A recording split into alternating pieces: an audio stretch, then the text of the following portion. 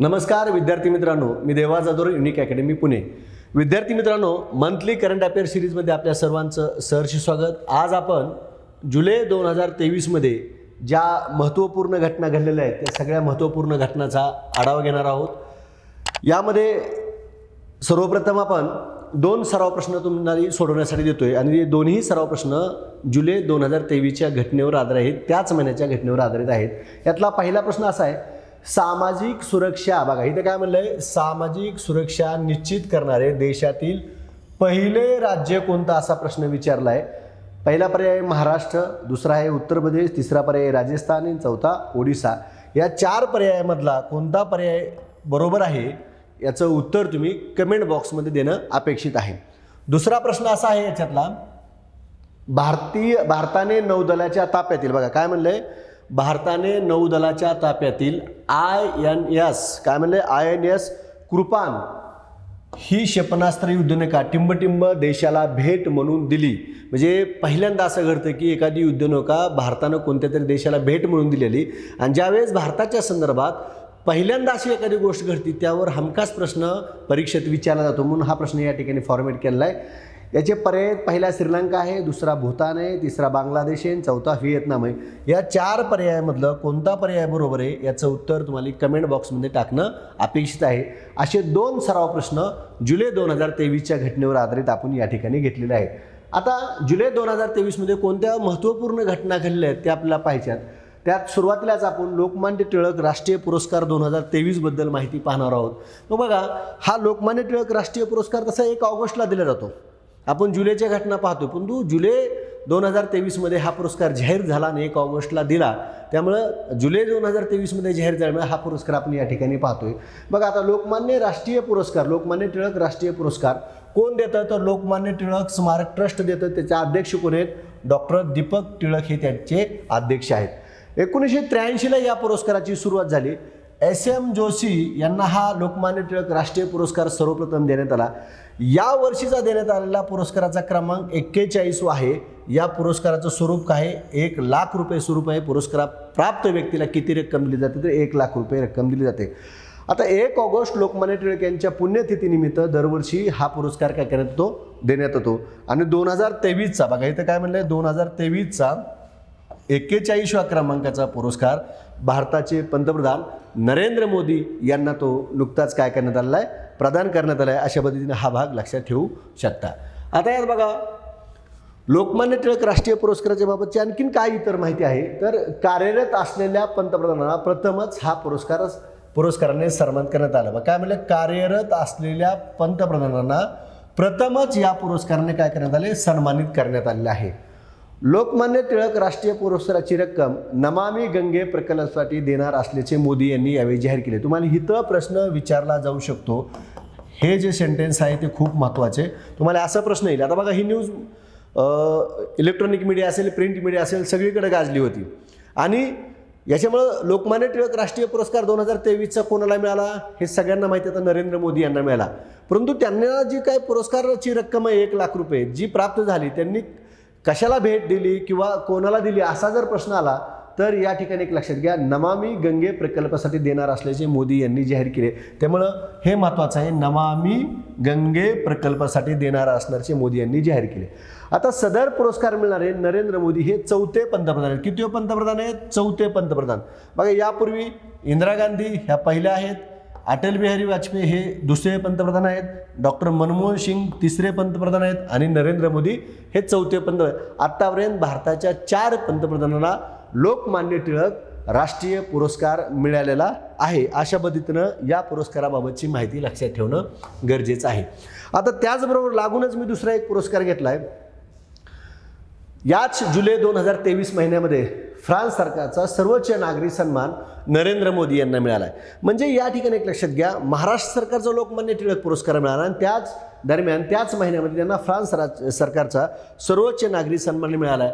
मग पंतप्रधान नरेंद्र मोदी यांना फ्रान्सचा सर्वोच्च नागरी आणि लष्करी सन्मान कोणता आहे, Grand Cross of the Legion of the ऑनरने सन्मानित करण्यात आले. म्हणजे फ्रान्सच्या पुरस्काराचं नाव जसा भारत सरकारचा भारतरत्न हा सर्वोच्च नागरी पुरस्कार आहे, तसा फ्रान्सचा सर्वोच्च नागरी पुरस्कार कोणता आहे? Grand Cross of the Legion of ऑनरने सन्मानित करण्यात आले. या पुरस्काराने सन्मानित होणारे नरेंद्र मोदी हे पहिले भारतीय पंतप्रधान ठरले. बघा, नरेंद्र मोदी हे पहिले भारतीय पंतप्रधान ठरले, हे वाक्य महत्त्वाचे आहे. सदर पुरस्कार फ्रान्सच्या राष्ट्रीय दिनी 14 जुलै 2023 रोजी प्रदान करण्यात येतो. म्हणजे फ्रान्सचा राष्ट्रीय दिन कुठला आहे? 14 जुलै या दिवशी तो प्रदान करण्यात आला आणि 14 जुलै 2023 रोजी तो पंतप्रधान नरेंद्र मोदी यांना प्रदान करण्यात आला. सदर पुरस्कार फ्रान्सचे राष्ट्राध्यक्ष एमॅन्युएल मॅक्रॉन यांच्या हस्ते प्रदान करण्यात आला. फ्रान्सचे राष्ट्राध्यक्ष कोण आहेत? बघा, स्क्रीनवर नाव बघून घ्या, अवघड नाव आहे. एमॅन्युएल मॅक्रॉन यांच्या हस्ते प्रदान करण्यात आला. फ्रान्सच्या राष्ट्रीय दिनाच्या सोहळ्यानिमित्त, राष्ट्रीय दिन कुठला सांगितला? 14 जुलै, आयोजित केलेल्या बॅस्टिल डे, काय म्हणलं बघा, बॅस्टिल डे संचलनाला विशेष अतिथी म्हणून पंतप्रधान नरेंद्र मोदी उपस्थित होते. भारताच्या तिन्ही सशस्त्र दलाची पथके या संचलनात सहभागी झाली होती. पंतप्रधान नरेंद्र मोदी यांच्या साक्षीने बॅस्टिल डे परेड दरम्यान पॅरिसमध्ये झालेल्या हवाई कवायतीमध्ये भारतीय हवाई दलाची 3 राफेल लढाऊ विमाने, काय म्हणले बघा, भारतीय हवाई दलाची 3 राफेल लढाऊ विमाने फ्रेंच विमानासह सहभागी झाली होती. यात परभणी जिल्ह्यातील स्क्वॅड्रन लीडर सुशील शिंदे यांना, बघा काय म्हणलंय, परभणी जिल्ह्यातील कोण? सुशील शिंदे यांना या हवाई कवायतीमध्ये सहभागी होण्याचा मान मिळाला होता. हा देखील भाग महत्त्वाचा आहे. त्यानंतर बघा, फ्रान्सचा राष्ट्रीय दिवस 14 जुलै किंवा बॅस्टिल डेला फ्रान्सच्या इतिहासात विशेष स्थान आहे, कारण हा दिवस 1789 मध्ये फ्रेंच क्रांती दरम्यान बॅस्टिल तुरुंगावर झालेल्या हल्ल्याच्या आठवणींना उजाळा देतो. आतापर्यंत आपण बॅस्टिलच्या संदर्भातलं असा शब्द वापरला, बॅस्टिल बॅस्टिल बॅस्टिल. मग ही बॅस्टिल म्हणजे काय बघा, की बॅस्टिल तुरुंगाबाहेर झालेल्या हल्ल्याच्या आठवणींना उजाळा देतो 1789 दरम्यान, असं इथं म्हटलेलं आहे. बघा, या दरम्यान भारत व फ्रान्स यांच्या UPI युनिफाईड पेमेंट इंटरफेस या देयक प्रणालीच्या वापराबाबत करार झाला. UPIची भारतात सुरुवात 2016 मध्ये झाली. फोनपे, गुगल पे, पेटीएम ही भारतातली लोकप्रिय UPI ॲप आहेत. अशा पद्धतीनं या 2 पुरस्काराच्या संदर्भातली माहिती आपल्याला माहिती असणं गरजेचं आहे. एक लोकमान्य टिळक राष्ट्रीय पुरस्कार आणि दुसरा फ्रान्स सरकारचा सर्वोच्च नागरी पुरस्कार आपण पाहिला. आता तिसरा जो पुरस्कार पाहायचा आहे तो महाराष्ट्र उद्योगरत्न पुरस्कार 2023. जसा महाराष्ट्र सरकारचा सर्वोच्च नागरी पुरस्काराची घोषणा 1995ला ज्यावेळेस युती सरकार आलं, मनोहर जोशी मुख्यमंत्री झाले 1995ला आणि उपमुख्यमंत्री म्हणून माननीय गोपीनाथराव मुंडे यांनी शपथ घेतली. त्या दरम्यान त्यांनी जसं महाराष्ट्र भूषण पुरस्काराची सुरुवात केली आणि महाराष्ट्र भूषण पहिला पुरस्कार पु ल देशपांडे यांना 1996ला दिला. 95ला घोषणा केली पण 96ला पहिला पुरस्कार दिला. तसंच यावर्षी 2023 साली महाराष्ट्र सरकारने महाराष्ट्र उद्योगरत्न राष्ट्रीय पुरस्काराची सुरुवात केली. बघा, हा कोणत्या दर्जाचा पुरस्कार आहे? राष्ट्रीय दर्जाचा पुरस्कार आहे. काय म्हणले बघा, कधीपासून सुरुवात केली? बघा, महाराष्ट्र उद्योगरत्न राष्ट्रीय पुरस्काराची सुरुवात या ठिकाणी केली. काय म्हटलंय बघा, राष्ट्रीय महाराष्ट्र उद्योगरत्न राष्ट्रीय पुरस्कार 2023. आणि हा पहिलाच पुरस्कार या वर्षीचा असणार आहे. आणि हा पहिलाच पुरस्कार जो मिळाला आहे ते ज्येष्ठ आपण त्यांना असं म्हणूया की उद्योगपती रतन टाटा यांना तो पुरस्कार महाराष्ट्र शासनानं जाहीर केला आहे. महाराष्ट्र भूषण पुरस्कारच्या धर्तीवर राज्य सरकारने महाराष्ट्र उद्योगरत्न पुरस्कार स्थापन केला. सदर पुरस्कार राष्ट्रीय स्वरूपाचा असणार आहे. पहिलाच पुरस्कार ज्येष्ठ उद्योगपती रतन टाटा यांना जाहीर झाला. आणि याच दरम्यान शासनानं असं डिक्लेअर केले, युवा उद्योजक हा एक पुरस्कार द्यायचा, महिला उद्योजक हा एक पुरस्कार द्यायचा आणि मराठी उद्योजक हा एक पुरस्कार द्यायचा. हे 3 पुरस्कार आणि महाराष्ट्र उद्योगरत्न पुरस्कार असे एकूण 4 पुरस्कार या दरम्यान देण्याचं शासनाने काय केलं? डिक्लेअर केलं. अद्याप याचं स्वरूप डिक्लेअर केलेलं नाही. जाहीर झाला आहे तो, रतन टाटा यांना जाहीर झालेला आहे. आता रतन टाटाच्या संदर्भातली आपल्याला थोडक्यात माहिती असणं गरजेचं आहे. बघा, 28 डिसेंबर 1937ला मुंबई येथे जन्म झाला. त्यांच्या वडिलांचे नाव नवल टाटा आणि आईचे नाव सोनू टाटा होते. नवल टाटा हे जमशेदजी टाटा यांचे धाकटे मुलगा होते. रतन टाटा हे त्यांचे दत्तक घेतलेला मुलगा. जमशेदजी टाटा हे टाटा कंपन्याचे संस्थापक होते. प्राथमिक माहिती असावी म्हणून हा भाग या ठिकाणी दिला आहे. रतन टाटा यांनी 1961 मध्ये बघा 1961 मध्ये टाटा समूहात सामील झाले आणि 91 पर्यंत 61-91 मध्ये त्यांनी समूहाचे अध्यक्षपद स्वीकारले. 61ला सामील झाले आणि 91 मध्ये त्यांनी समूहाचे अध्यक्षपद स्वीकारले. डिसेंबर 2012 पर्यंत त्यांनी या गटाचे नेतृत्व केले, म्हणजे 91 ते 12 पर्यंत ते अध्यक्षपदी होते. एंट्री कधी केली? 1961 मध्ये केली. सध्या ते टाटा समूहाच्या अंतरिम अध्यक्षपदावर आहेत. आणि त्यांना इतर कोणते पुरस्कार झाल्यात? पद्मविभूषण 2008ला मिळालेला आणि महाराष्ट्र भूषण 2006ला देखील रतन टाटा यांना मिळालेला आहे. आता हे 3 महत्त्वाचे पुरस्कार आपण पाहिले. त्यानंतर जुलै 2023 मधील महत्त्वपूर्ण घटना एक नियुक्ती आहे देवेंद्र कुमार उपाध्याय यांच्या संदर्भातली. बघा 25 जुलै 2023 रोजी, तारीख काय सांगितली? 25 जुलै 2023 रोजी मुंबई उच्च न्यायालयाचे मुख्य न्यायमूर्ती म्हणून देवेंद्र कुमार उपाध्याय यांची नियुक्ती करण्यात आली. अतिशय महत्त्वपूर्ण अशी न्यूज आहे, याच्यावर प्रश्न विचारले जाऊ शकते. ते मूळचे लखनौचे आहेत. कुठले आहेत लखनौचे? 1991 साली लखनौ विद्यापीठातून त्यांनी कायद्याची पदवी मिळवली. दिवाणी आणि संविधानात्मक प्रकरणामध्ये त्यांचा हातखंडा आहे. त्यांच्याबाबतची माहिती जर आपल्याला विचारलं तर हे विधान माहिती असावीच. 21 नोव्हेंबर 2011 रोजी देशातील सर्वात मोठ्या अशा अलाहाबाद उच्च न्यायालयात न्यायमूर्ती म्हणून नियुक्ती करण्यात आली होती त्यांची. आता मुंबई उच्च न्यायालयाच्या संदर्भात बघा, विद्यमान मुख्य न्यायमूर्ती रमेश धनुका 30 मे 2023ला निवृत्त झाले. ते निवृत्त झाल्यानंतर न्यायमूर्ती नितीन जामदार यांनी प्रभारी मुख्य न्यायाधीश म्हणून त्यांची नियुक्ती करण्यात आली. 6 जुलै 2023 रोजी सर्वोच्च न्यायालयाचे सरन्यायाधीश कोण आहेत? धनंजय चंद्रचूड, त्यानंतर न्यायमूर्ती संजय कौल आणि न्यायमूर्ती संजीव खन्ना यांच्या न्यायवृंदाने देवेंद्र उपाध्याय यांची मुंबई उच्च न्यायालयाचे मुख्य न्यायमूर्ती नियुक्त करण्याची शिफारस केली. बघा, शिफारस कोणाकडे केली? केंद्र सरकारकडे केली. आणि त्याला मान्यता कधी मिळाली किंवा नियुक्ती कधीपासून झाली? 25 जुलै 2023 रोजी मुंबई उच्च न्यायालयाचे मुख्य न्यायाधीश म्हणून देवेंद्र कुमार उपाध्याय यांची नियुक्ती करण्यात आली. अशा पद्धतीने ती एक घटना तुम्हाला नियुक्तीच्या संदर्भातली माहिती असणं गरजेचं आहे.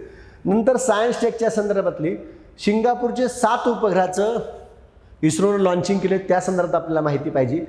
बघा, इस्रोद्वारे सतीश धवन अंतराळ केंद्रातून 30 जुलै 2023 रोजी सिंगापूरच्या 7 उपग्रहाचे PSLV-C56 या प्रक्षेपकाद्वारे यशस्वीरित्या प्रक्षेपण करून नियोजित कक्षेत सोडण्यात आले. तारीख कोणती? 30 जुलै.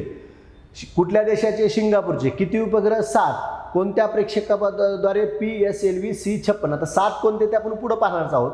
इस्रोची व्यावसायिक शाखा न्यू स्पेस इंडिया लिमिटेडद्वारे NSIL ही मोहीम राबवली. कोणी राबवली? न्यू स्पेस इंडिया लिमिटेडद्वारे ही मोहीम राबवण्यात आली. सिंगापूरचे उपग्रह कक्षेत सोडत असताना एक अनोखा प्रयोग करण्याचा निर्णय इस्रोने घेतला. त्यानुसार उपग्रह 536 किलोमीटरच्या कक्षेत, बघा हे महत्त्वाचं आहे, काय म्हणलंय? एक अनोखा प्रयोग यांनी केलेला आहे. उपग्रह 536 किलोमीटरच्या कक्षेत सोडल्यानंतर ध्रुवीय उपग्रह प्रक्षेपक 300 किलोमीटरच्या कक्षेत आणण्यात आला. कितीच्या? 300 किलोमीटरच्या कक्षेत आणण्यात आला. अवकाश कचऱ्याची समस्या कमी करण्याच्या उद्देशाने हा प्रयोग करण्यात आला. हा प्रयोग का केला? याचा उद्देश काय? अवकाशाची कचऱ्याची जी काही समस्या आहे ती कमी करण्याच्या संदर्भात हा प्रयोग करण्यात आला आहे. त्यामुळे हे एक वाक्य लक्षात ठेवणं गरजेचं आहे. आता सिंगापूरचे जे काही सरकारच्या विविध संस्थांच्या उपग्रह प्रतिमाच्या गरजा, बघा आता काय हे उपग्रह का लॉन्च केले सिंगापूरनं? सिंगापूर सरकारच्या विविध संस्थांच्या उपग्रह प्रतिमाच्या गरजा पूर्ण करण्यासाठी या उपग्रहाचा वापर केला जाणार आहे. आता 7 उपग्रहाची नावं आणि त्यांचं वजन हे आपल्याला माहितीच असायला पाहिजे.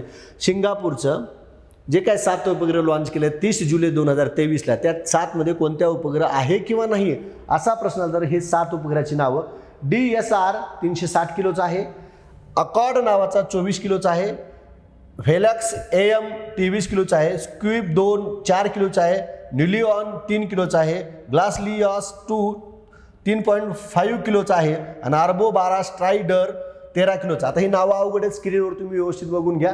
7 उपग्रहाची नावं आणि त्यांचं वजन अशा पद्धतीनं सिंगापूरच्या 7 उपग्रहाच्या संदर्भातली ही घटना अतिशय महत्त्वपूर्ण आहे. त्यानंतर विद्यार्थी मित्रांनो, जुलैमध्येच एक दुर्दैवी घटना महाराष्ट्रामध्ये घडली. इर्षारवाडी दरड दुर्घटना आपण सगळ्यांनी बघितली, परंतु आपल्याला न्यूजमध्ये आपत्ती व्यवस्थापन टॉपिकच्या अंतर्गत याच्यावर आपल्याला काय प्रश्न विचारले जाऊ शकतात या ठिकाणी हा भाग पाहणं खूप गरजेचं आहे. आता यात बघा ही घटना कधी घडली, इर्षारवाडी दरड दुर्घटना कधी घडली तर तारीख विचारली जाऊ शकते. 19 जुलै 2023 रोजी ही घटना घडली. इर्षारवाडी तालुका खालापूर जिल्हा रायगड ही कोणत्या तालुक्यात आहे आणि जिल्हा कोणता हे 2 बाबी महत्त्वाचे. बघा जिल्हा रायगड आणि तालुका कुठला आहे खालापूर आणि घटना कधी घडली 19 जुलै ह्या घटनेवर आधारित प्रश्न विचारला जाऊ शकतो म्हणून तालुका जिल्हा आणि तारीख हे महत्त्वाचं आहे. आता इर्शारवाडी ही चौक मानिवली बघा काय म्हणले चौक मानिवली ग्रामपंचायतमधील डोंगर दरीत वसलेली छोटी वाडी आहे. तुम्हाला इथं असाही प्रश्न येईल इर्शारवाडीची ग्रामपंचायत कोणती ग्रामपंचायतीचं नाव काय तर चौक मानिवली ही ग्रामपंचायत आहे अशा पद्धतीने लक्षात घ्या. इर्शारवाडी दरड कोसळून मृत्यू झाल्याची संख्या 84 आहे. 27 मृतदेह बाहेर काढण्यात आले. 57 जण बेपत्ता या सर्वांना मृत घोषित करण्यात आले. अशी टोटल किती संख्या आहे 84 जवळपास सुमारे असाही शब्द वापरतो ज्यावेळेस फिक्स नसते अशी किती 84 अशा पद्धतीने लक्षात घ्या. या वाडीत जवळपास 48 कुटुंब वास्तव्यास होते. लोकसंख्या 228 इतकी होती. 17 जुलै ते 19 जुलै 2023 दरम्यान येथे 499 मिमी पावसाची नोंद झालेली आहे. ही देखील बाब महत्त्वाची आहे. त्यानंतर बघा यातला महत्त्वपूर्ण आणखीन कोणता भाग आहे की ज्यावर आपल्याला प्रश्न विचारले. ही वाडी उच्च दुर्गम अशा डोंगराळ इर्शारगडाच्या डोंगर कपारीत वसलेली आहे. येथे वाहने जाण्यासाठी रस्ता उपलब्ध नाही. इथे वाहन जात नाही. मौजे चौक मानिवली या गावातून मग जे आपण वाक्य पाहिलं किंवा ग्रामपंचायत पाहिली मौजे चौक मानिवली या गावातून पायी चालत जावे लागते. शासनाने मृत कुटुंबांना 5 लाखाची मदत जाहीर केली. स्थानिक लोक या गडाला जिन खोड म्हणतात याचा अर्थ खोगीर असा आहे. स्थानिक लोक त्या गडाला काय म्हणतात जिन खोड म्हणतात आणि त्याचा अर्थ काय खोगीर असा आहे. ते खोगीर टाईप आहे म्हणून त्याला खोगीर असं म्हणतात. इर्शारगड हा समुद्र सपाटीपासून साधारण 3700 फूट 1127 मीटर उंचीवर आहे. आणि बघा आता इर्शारगडासारखीच अशी घटना काही वर्षापूर्वी घडली होती ती म्हणजे माळीण दुर्घटना 30 जुलै 2014 तालुका आंबेगाव जिल्हा पुणे आणि त्यावेळेस 150 जण मृत्युमुखी पडले होते. ही अत्यंत दुर्दैवी अशी घटना महाराष्ट्रामध्ये घडली. या संदर्भातली ही घटना आहे. मग याच्यावर आपल्याला काय प्रश्न विचारले जाऊ शकतात ते मी या ठिकाणी तुम्हाला सांगितलेलं आहे. त्यानंतर पुढली आपल्याला जुलैमधली घटना पाहिजे ती म्हणजे PM मित्र पार्क. आता बघा राज्यातील पहिले PM मित्र पार्क हे वस्त्रोद्योग उद्यान नांदगाव पेठ बघा काय म्हणले वस्त्रोद्योग उद्यान नांदगाव पेठ जिल्हा अमरावती येथे उभारण्यात येणार आहे. उद्देश काय भारताला वस्त्रोद्योग आणि निर्यातीचे जागतिक केंद्र बनविणे हा त्याचा उद्देश आहे. बघा काय मित्राचा काय अर्थ काय आहे मग त्याचा mega integrated textile regions and apparel याचा लॉंग फॉर्म जर विचारला तर हे आपलं पाठ असणं गरजेचं आहे. या संदर्भात केंद्र सरकार आणि राज्य सरकार यांच्यात सामंजस्य करार करण्यात आला. PM मित्र पार्क हे वस्त्रोद्योग उद्यान विकसित करण्याबाबत 4 उद्योगाशी 1320 कोटीचे 4 सामंजस्य करार करण्यात आले. यावेळेस किती सामंजस्य करार करण्यात आले 4 सामंजस्य करार करण्यात आले आहेत. मग बघा सनातन पॉलिकॉट 1000 कोटी पॉलिमन इंडिया 20 कोटी प्रताप इंडस्ट्री 200 कोटी सिद्धिविनायक कॉटस्पिन 100 कोटी अशा ह्या 4 जे काय तुम्हाला इथे काय म्हणले बघा 4 सामंजस्य करार करण्यात आले उद्योगाशी. कोणते 4 उद्योग हे तुम्ही बघितलेच आता हे सनातन पॉलिकॉट पॉलिमन इंडिया प्रताप इंडस्ट्री आणि सिद्धिविनायक कॉटस्पिन. केंद्र सरकारने PM मित्र पार्कची घोषणा 15 जानेवारी 2022 रोजीच केली होती. सध्या 7 राज्यात काय म्हणलं बघा सध्या 7 राज्यात PM मित्र पार्क उभारण्यास केंद्राने परवानगी दिली. महाराष्ट्र तेलंगणा गुजरात कर्नाटक मध्य प्रदेश तमिळनाडू आणि उत्तर प्रदेश 1 2 3 4 5 6 आणि 7 किती राज्यात 7 राज्यात PM मित्र पार्क उभारण्यास. तुम्हाला असाही प्रश्न येईल की सद्यस्थितीला केंद्र सरकारनं किती राज्यामध्ये PM मित्र पार्क उभारण्यास या ठिकाणी परवानगी दिली आहे तर किती राज्यामध्ये 7 राज्यामध्ये अशा पद्धतीने तुम्ही लक्षात ठेवू शकता. त्यानंतर पुढली घटना आहे अविश्वासदर्शक ठराव. आता विरोधकांनी संसदेमध्ये केंद्र सरकार विरोधात 26 जुलै 2023 रोजी बघा तारीख काय 26 जुलै 2023 रोजी लोकसभेत अविश्वास प्रस्ताव मांडला. कसला प्रस्ताव मांडला अविश्वास प्रस्ताव मांडला. लोकसभेतील काँग्रेसचे उपनेते गौरव गोगाई यांनी हा प्रस्ताव मांडला. कोणी प्रस्ताव मांडला काँग्रेसचे उपनेते गौरव गोगाई यांनी म्हणला लोकसभेतील कामकाजाच्या नियम 198(ब) अंतर्गत प्रस्ताव घेण्याची विनंती गोगाई यांनी सभागृहाला केली. प्रस्ताव स्वीकारल्यानंतर 10 दिवसामध्ये चर्चेची तारीख निश्चित करावी लागते. अविश्वास प्रस्तावाच्या स्वीकृतीसाठी किमान 50 सदस्याची अनुमती लागते. म्हणजे अविश्वास ठराव जर संसदेत मांडायचे असेल तर त्याच्या अटी काय आहेत 198(ब) अंतर्गत प्रस्ताव घ्यावाच लागतो. 110 दिवसामध्ये चर्चेची तारीख निश्चित करावीच लागते, 50 सदस्याची अनुमती घ्यावीच लागते. स्वतंत्र भारताच्या इतिहासातील हा 28वा अविश्वास ठराव. कितवा? 28वा अविश्वास ठराव. गेल्या 9 वर्षात NDA सरकारच्या अविश्वास प्रस्तावाला सामोरे जाण्याची ही दुसरी वेळ आहे. म्हणजे नरेंद्र मोदी सरकारची अविश्वास ठरावाला सामोरे जाण्याची किती वेळ झाली? दुसरी वेळ आहे. जुलै 2018 मध्ये काँग्रेसच्या नेतृत्वात विरोधकांनी अविश्वास प्रस्ताव आणला होता. आता अविश्वास प्रस्ताव का आणला जातो, त्याचं कारण काय, या संदर्भातली आपल्याला या ठिकाणी माहिती पाहिजे. बघा, अविश्वास ठराव का आणतात? सरकारला सदनात जाब विचारणे. बघा काय म्हणलंय, सरकारला सदनात जाब विचारण्यासाठी विरोधकांकडून अविश्वास ठरावासारखे आयुध वापरले जाते. सरकारच्या अपेक्षेचा पाढा सभागृहात वाचला जातो. हे विधान महत्वाचं आहे. काय म्हणले, सरकारला सदनात जाब विचारण्यासाठी अविश्वास ठराव मानला जातो. बघा कलम 181(1) आणि 198(5) नुसार 50 सदस्याचा पाठिंबा असल्यास विरोधक अविश्वास ठराव दाखल करू शकतात. सभापतींनी दाखल करून घेतल्यानंतर राष्ट्रपती सभागृहात चर्चा घडवून आणण्यासाठी तारीख जाहीर करतात. अशा पद्धतीचं या ठिकाणी हे विधान आहे. आता बघा, मग अविश्वास ठराव का मानला? तुम्ही बघितलं असेल की मणिपूरच्या घटनेवर विरोधकांनी नेहमी मागणी केली की पंतप्रधानांनी बोललं पाहिजे. मग पंतप्रधान त्या घटनेवर बोलले नाहीत, म्हणून अविश्वास ठराव या ठिकाणी मानलेला आहे. मग बघा, मणिपूर म्हणजे इथं काय म्हणलं, ठराव कशासाठी, काय कारण आहे? बघा, मणिपूरमधील कुकी आणि मैतेई या 2 समूहातील वांशिक हिंसाचारात 150हून अधिक जणांचा मृत्यू झाला आहे. किती? 150हून, त्याच्यापेक्षाही जास्त आहे. आणखीन महिलांवर सामूहिक बलात्कार करून त्यांच्या हत्या केल्या. 2 महिलांना निर्वस्त्र करून त्यांची धिंड काढली आहे. मणिपूरमधील हिंसाचार रोखण्यास सरकारला अपयश आल्याचे सरकारला याबाबत प्रश्न विचारले जाणार आहेत. याच कारणास्तव अविश्वास ठराव मानला. मग अविश्वास ठराव तर का मांडला जातो, कधी मांडला जातो, आत्तापर्यंतचा कितवा आहे? मग आतापर्यंतचा मी 28 तुम्हाला सांगितला. माजी पंतप्रधान मोरारजी देसाई, चरण सिंग, VP सिंग, अटल बिहारी वाजपेयी यांचे सरकार अविश्वास ठरावाद्वारे कोसळले होते. पहिला अविश्वास ठराव JB कृपलानी यांनी 1963 मध्ये जवाहरलाल नेहरू यांच्या विरोधात मांडला होता. सर्वाधिक अविश्वास ठराव इंदिरा गांधी यांच्या विरोधात 15 वेळा मांडण्यात आलेले आहेत. किती वेळा? 15 वेळा मांडण्यात आलेला आहे.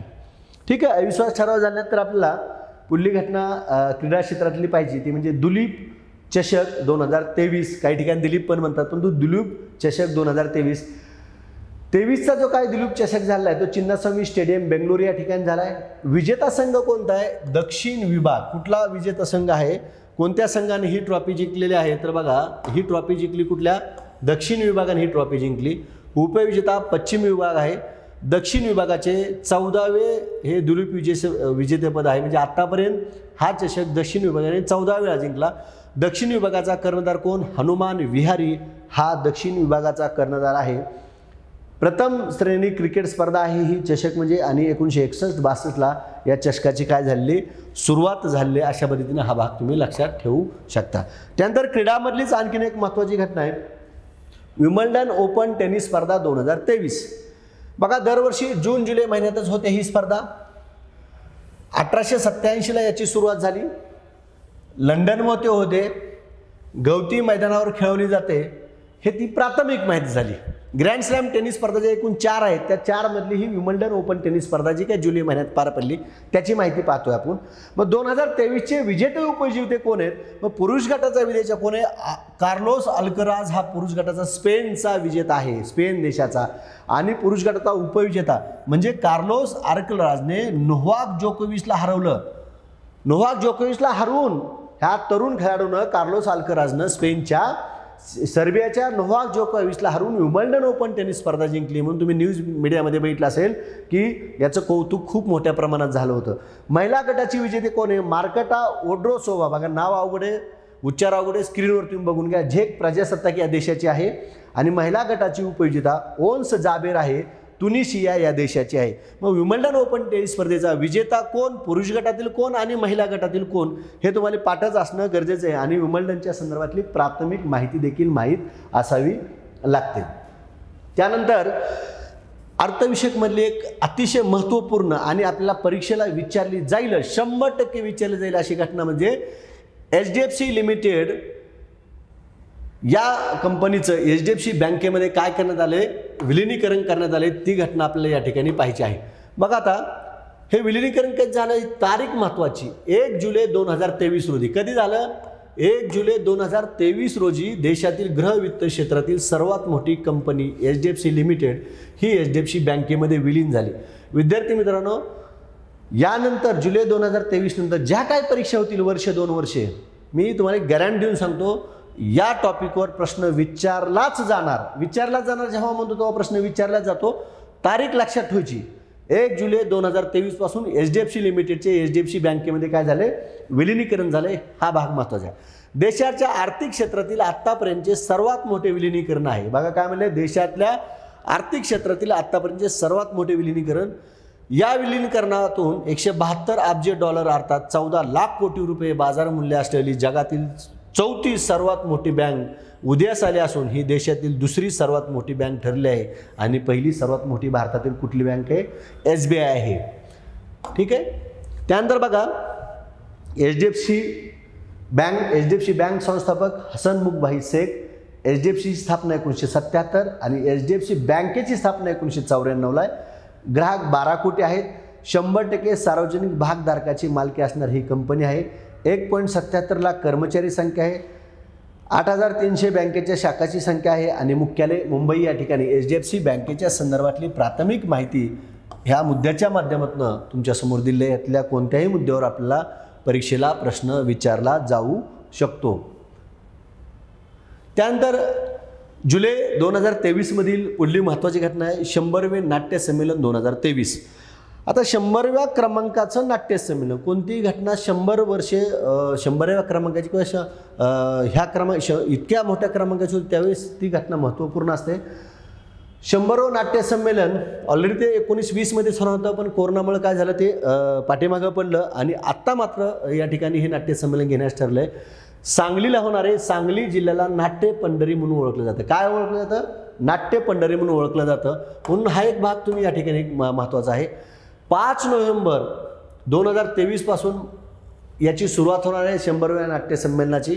आता 5 नोव्हेंबरलाच का मराठी रंगभूमी दिन म्हणून 5 नोव्हेंबर हा दिवस काय केला जातो, साजरा केला जातो.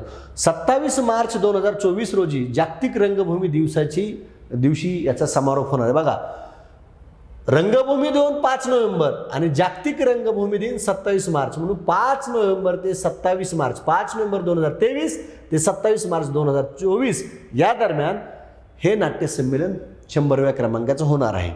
आणि 27 मार्च काय जागतिक रंगभूमी दिन. आता कोण घेतं, तर अखिल भारतीय मराठी नाट्य परिषद सध्याचे नवनियुक्त अध्यक्ष कोण आहेत, प्रशांत दामले आहेत अखिल भारतीय मराठी नाट्य परिषदेचे. आणि या परिषदेमार्फत नाट्य संमेलन घेण्यात येतं आणि त्याचे नवनियुक्त अध्यक्ष कोण आहेत, प्रशांत दामले आहेत. पहिले नाट्य संमेलन 1905ला झाले. अध्यक्ष होते श्री खाफर्डे, पुणे या ठिकाणी. 5 नोव्हेंबर 1843 मध्ये सांगलीतील सीता स्वयंवर या नाटकाचा आद्य नाट्यकार विष्णुदास भावे यांनी नाट्यप्रयोग केला होता. मराठी रंगभूमीचा पाया रचला. त्या घटनेला स्मरण म्हणून 5 नोव्हेंबर रोजी रंगभूमी दिन साजरा करण्यात येतो.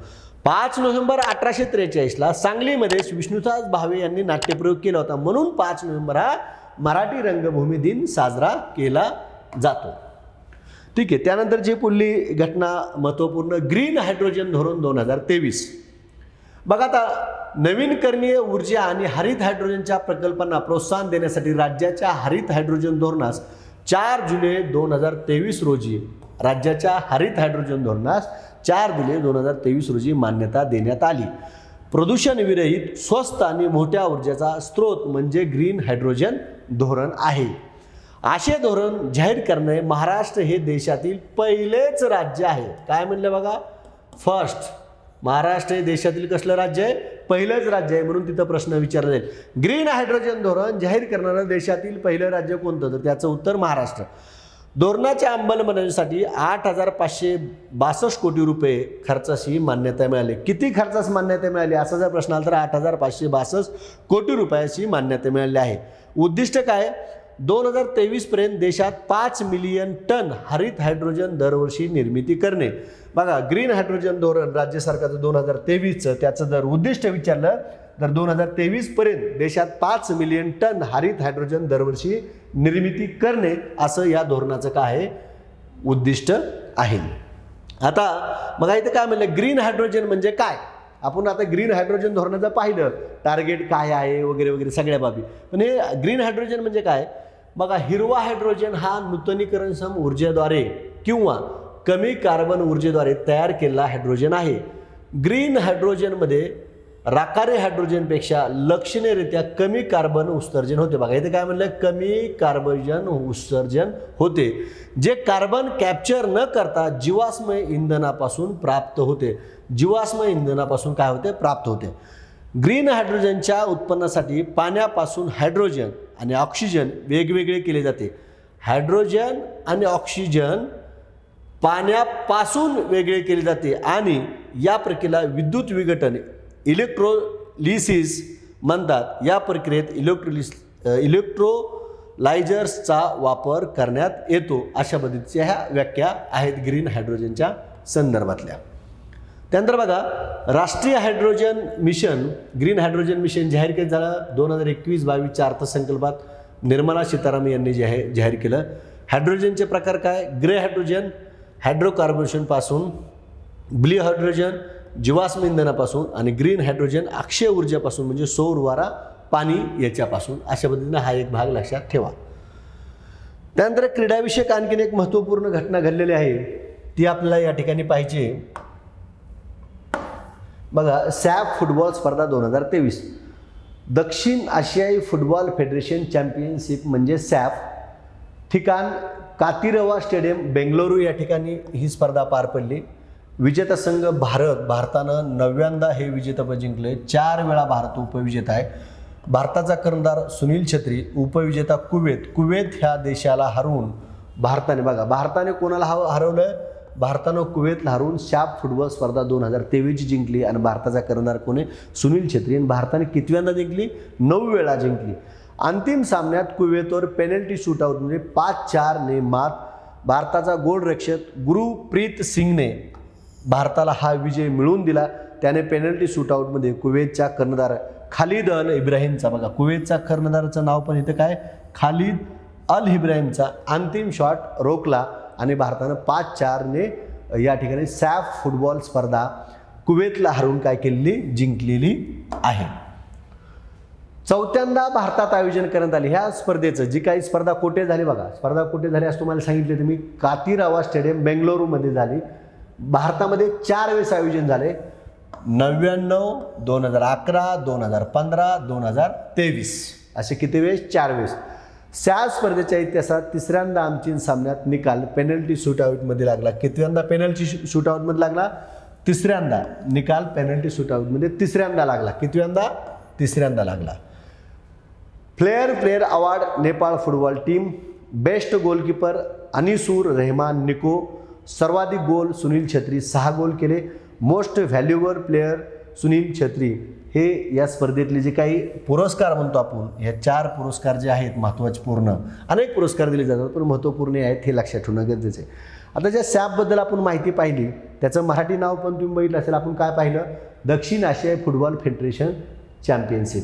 आता एका परीक्षेत ह्या सॅफचा लॉंग फॉर्म विचारला होता, योग्य कोणता ओळखा, तर the South Asian football federation असा लॉंग फॉर्म आहे. आणि या स्पर्धेची सुरुवात 1993ला झालेली आहे. त्यानंतर एक आंतरराष्ट्रीय शिखर परिषद आहे, यशिओ शिखर परिषद 2023, 4 जुलै 2023 रोज झाली. कितव्या क्रमांकाची, 23व्या क्रमांकाची. यंदा या परिषदेचे आयोजन व्हर्च्युअली करण्यात आले. 2023चे अध्यक्षपद कोणाकडे होते, भारताकडे होते.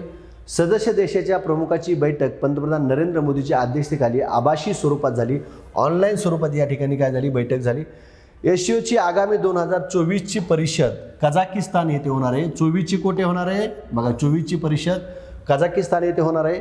कझाकिस्तानचे अध्यक्ष कोण आहेत, तोकायेव हे त्याचे अध्यक्ष आहेत त्या कझाकिस्तान या देशाचे.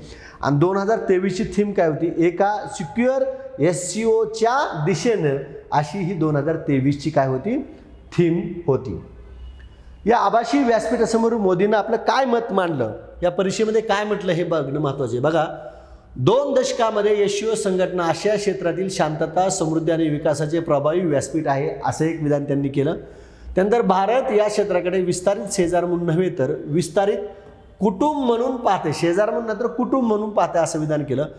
अफगाणिस्तानमधील बघा, त्यानंतर पुढलं मत काय म्हणलंय, अफगाणिस्तानमधील स्थितीवरही पंतप्रधान मोदींनी भाष्य केले. अफगाणिस्तानच्या भूमीच्या शेजारी देशामध्ये अस्थिरता निर्माण करण्यात आणि दहशतवादी विचारसरणीला प्रोत्साहन देण्यासाठी होऊ नये अशी अपेक्षा त्यांनी यावेळेस व्यक्त केली. मग त्यांनी मोदीनं एससीओच्या आभासी बैठकीमध्ये, ऑनलाईन बैठकीमध्ये काय मत मांडलं हे मत आपल्याला माहीत असणं अपेक्षित आहे. मग आता पुढं आणखीन एक काय मत मांडलं त्यांनी बघा, चीनच्या महत्त्वाकांक्षी belt and road initiative BRI प्रकल्पाला असलेल्या विरोधाचा भारताने या परिषदेत पुनरुच्चार केला.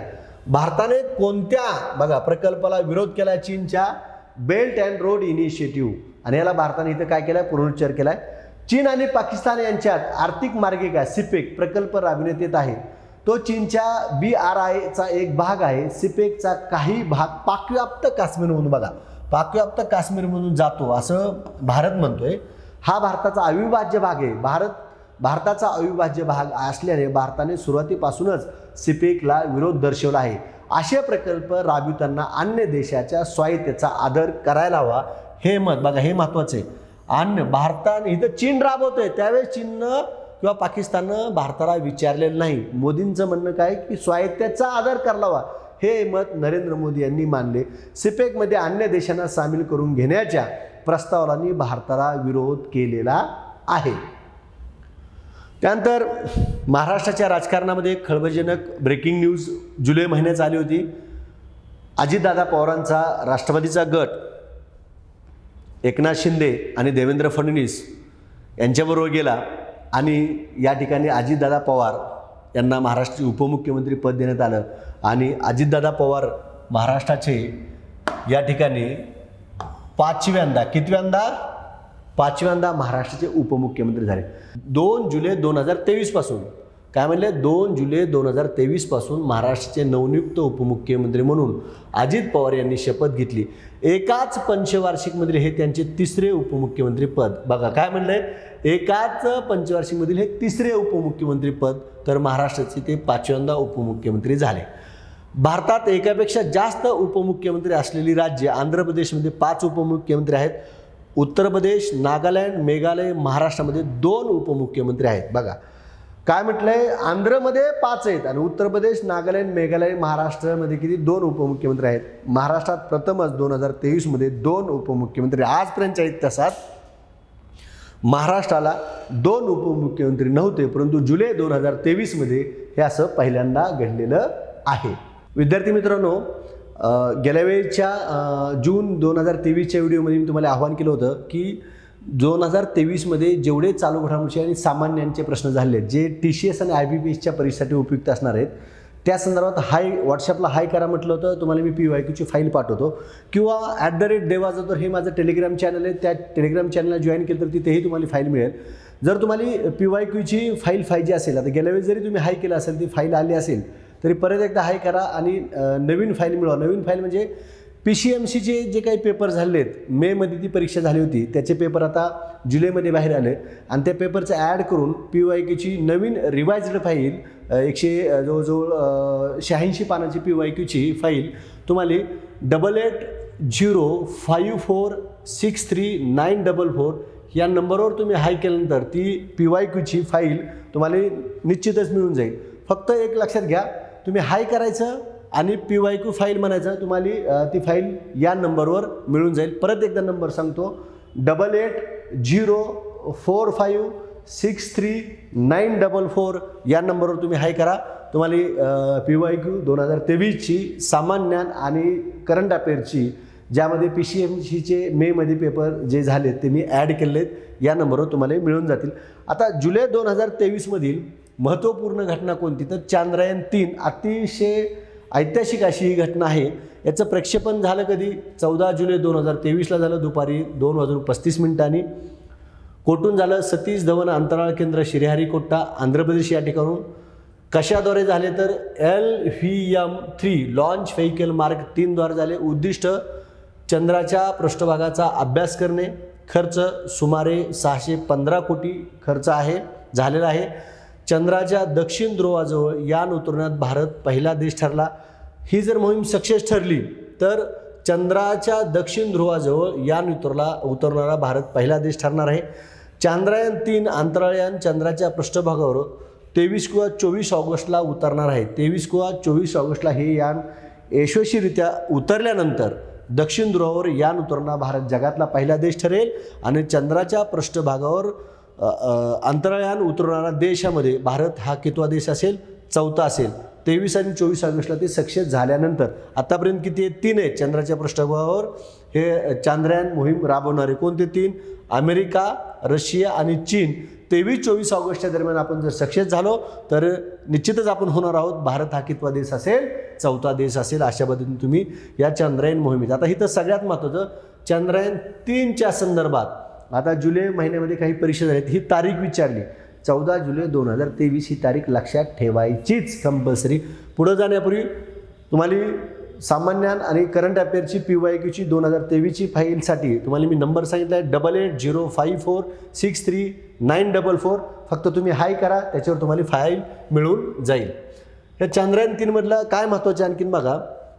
चांद्रयान-3 मोहिमेचे 2 प्रमुख भाग आहेत.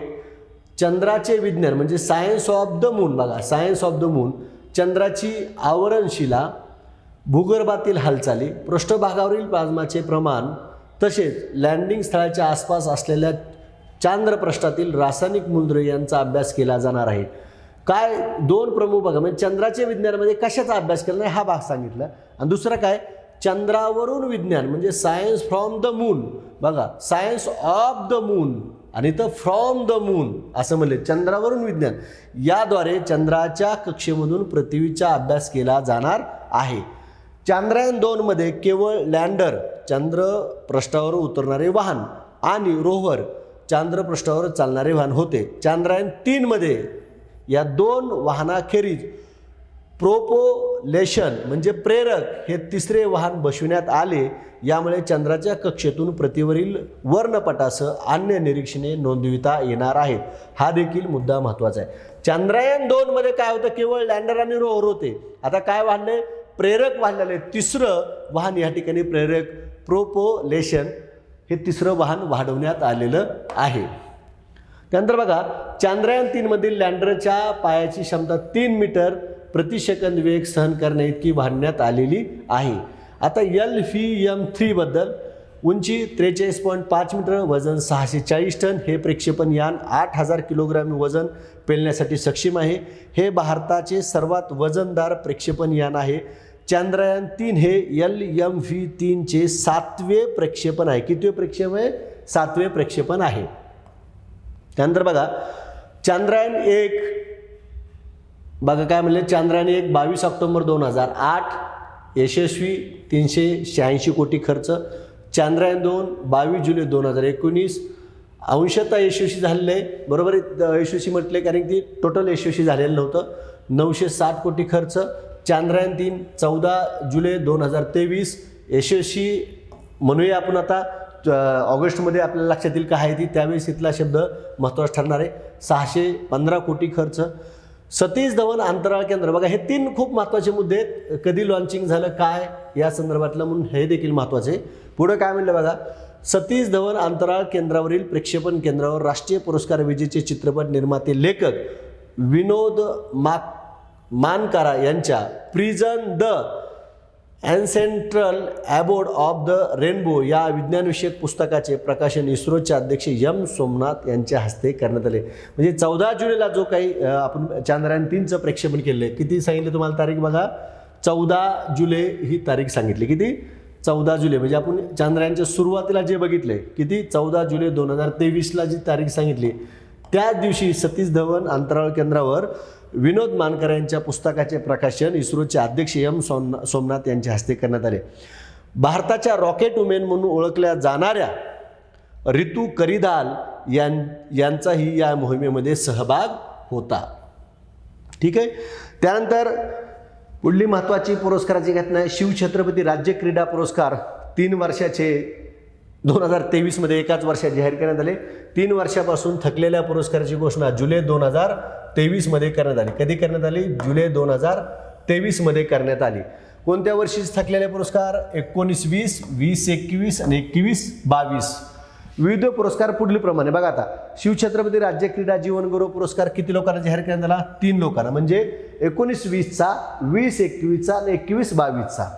उत्कृष्ट क्रीडा मार्गदर्शक पुरस्कार 13 लोकांना. जिजामाता पुरस्कार 1 व्यक्तीला.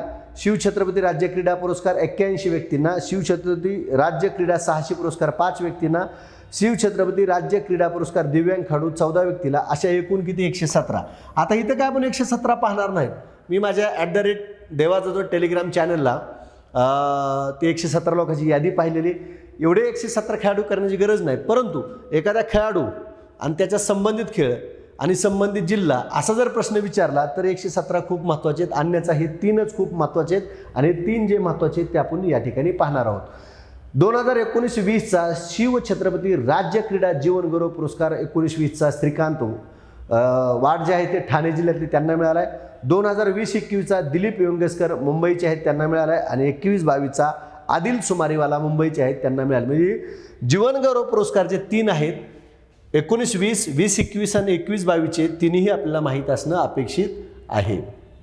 त्यानंतर इंडिया विरुद्ध NDA अशी राजकीय घटना बघा. आगामी 2024च्या सार्वत्रिक निवडणुकीसाठी विरोधी पक्षांनी एकीची मूठ बांधताना इंडिया बघा काय म्हणलंय इथं, Indian national development inclusive alliance, भारतीय राष्ट्रीय विकासात्मक सर्वसमावेशक आघाडी या नव्या आघाडीची घोषणा केली. इंडिया या नव्या आघाडीची घोषणा विरोधकांनी केली. देशभरातील 26 विरोधी पक्ष एकत्र आले. किती विरोधी पक्ष? 26 विरोधी पक्ष एकत्र आले आहेत. पहिलं नाव काय होतं? UPA, United progressive alliance. ऐवजी आता काय असणार? इंडिया असणार बघा. Indian national developmental inclusive alliance हे नाव. UPAचं नवीन नाव काय असं जर प्रश्न आला तर इंडिया हे आहे. आणि इंडियाचा लॉंग फॉर्म काय आहे? आणि किती पक्ष एकत्र आले? तर 26 पक्ष एकत्र आले. आता 26ची तर मी काय तुम्हाला नावं सांगत नाही, त्याच्यामध्ये आपण जास्त वेळ घालवू नको. जर तसा प्रश्न आला तर ओझरची टेलिग्रामवर मी यादी टाकलेली, त्या टेलिग्रामच्या यादीमध्ये तुम्ही बघून घेऊ शकता. इंडियाची टॅगलाईन जितेगा भारत अशी टॅगलाईन आहे. आणि ही टॅगलाईन कोणी ठरवली? त्याची मूळ संकल्पना कोणाची? तर उद्धव ठाकरे हे महाराष्ट्राचे माजी मुख्यमंत्री उद्धव ठाकरे यांची ही मूळ संकल्पना आहे. इंडिया आघाडीतील पक्ष एकूण 26 आणि NDA राष्ट्रीय लोकशाही आघाडीचे घटक पक्ष एकूण किती आहेत? 38 आहेत. अशा पद्धतीने हा भाग लक्षात ठेवा. त्यानंतर पुढली घटना आहे. आता काही निर्देशांक आहेत ते प्रसिद्ध झालेत, ते आपल्याला पाहिजेत.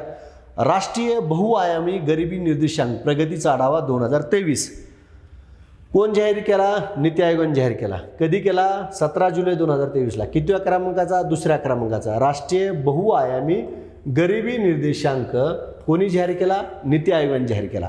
आता या अहवालानुसार काय आहे? या अहवालातले महत्त्वाचे मुद्दे काय आहेत ते आपल्याला विचारलं जाऊ शकतं. बघा, 2016 ते 2023 या 5 आर्थिक वर्षात देशभरातील 13.5 कोटी नागरिक बहुआयामी दारिद्र्यातून बाहेर आले. तुम्हाला प्रश्न येईल, राष्ट्रीय बहुआयामी गरिबी निर्देशांक 2023 नुसार देशभरातील टिंब कोटी नागरिक बहुआयामी दारिद्र्यातून बाहेर आले, तर 13.5 कोटी नागरिक बाहेर आले.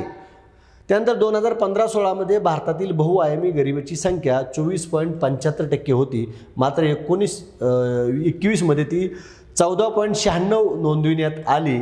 म्हणजेच 5 वर्षात बहुआयामी गरिबीच्या संख्येत 9.89% लक्षणीय घट झालेली आहे. हा देखील आकडा महत्त्वाचा आहे. म्हणजे या अहवालानुसार जे विधान आहेत ती सगळीच विधानं महत्त्वाची आहेत.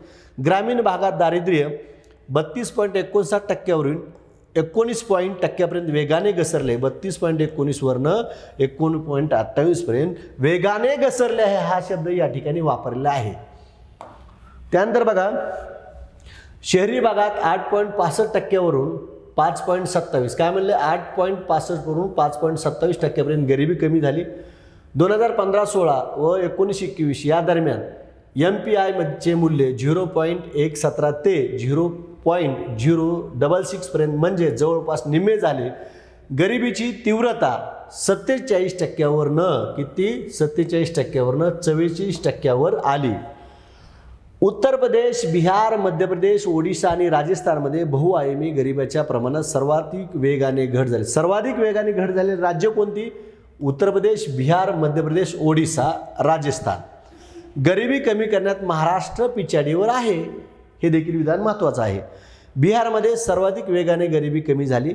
क्रम राज्य घट कसा घट झाली, क्रम कसा आहे बघा. बिहार 18.13%, मध्य प्रदेश 15.94%, उत्तर प्रदेश 14.75%.